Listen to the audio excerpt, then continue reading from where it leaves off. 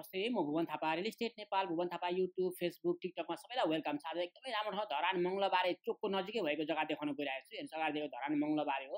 मङ्गलबारेबाट 100 metre उत्तरतर्फ यो विष्णु पादुका रोड तपाईँ 100 मिटर उत्तर आउनुभयो भने यहाँ मन्जरी फेन्सी भनेर देख्नुहुन्छ। हेर्नुहोस् यो मन्जरी फेन्सी हो।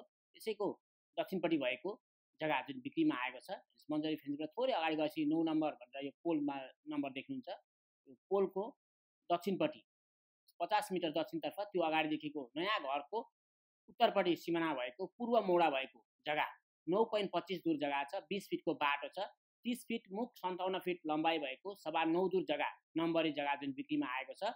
धरान 11 विष्णु पादुका रोडबाट दक्षिण मिरमिरे मार्गमा भएको 9.25 दूर जग्गा।